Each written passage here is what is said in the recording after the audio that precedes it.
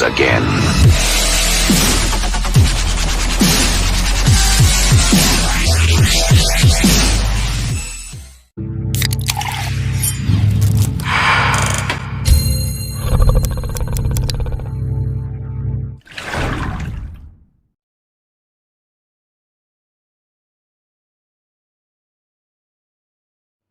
Halo guys, perkenalkan nama aku Trimaudina Ahmad dari jurusan Pendidikan Ekonomi S1 di Universitas Pamulang.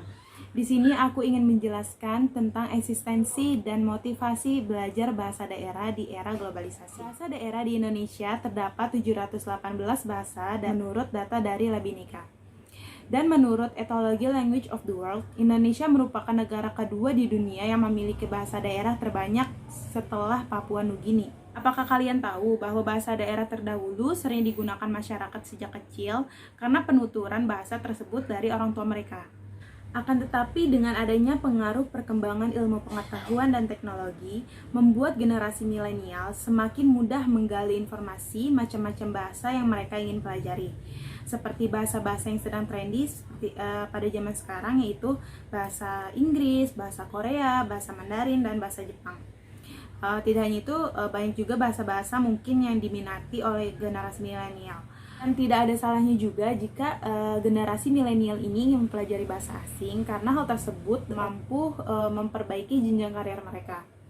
Dan apa aja sih faktor-faktor yang mempengaruhi terkikisnya bahasa daerah di era globalisasi ini? Faktor yang pertama yaitu karena globalisasi dan kurangnya minat generasi muda terhadap budaya-budaya yang ada di Indonesia. Yang kedua yaitu faktor berkurangnya penuturan bahasa daerah di lingkungan masing-masing karena lebih sering menggunakan bahasa Indonesia atau bahasa gaul. Dan yang harus kalian ketahui bahwa bahasa daerah merupakan wujud bangsa Indonesia, mempunyai ciri khas masing-masing dan mempunyai keramah tamahan di dalam kehidupan sosial.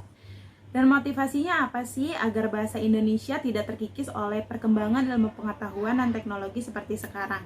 Motivasi yang pertama yaitu kita sebagai generasi muda, kita juga harus mempelajari dan melestarikan bahasa daerah agar tidak hilang dari ciri khas budaya negara kita. Yang kedua yaitu membiasakan berkomunikasi dengan menggunakan bahasa daerah di lingkungan sekitar. Karena pembelajaran bahasa itu biasanya terjadi jika kita bersosialisasi dengan orang-orang di lingkungan sekitar kita. Mungkin itu saja ilmu yang dapat saya sampaikan. Semoga bermanfaat untuk teman-teman semua. Kurang lebihnya mohon maaf. Assalamualaikum warahmatullahi wabarakatuh. Bye-bye.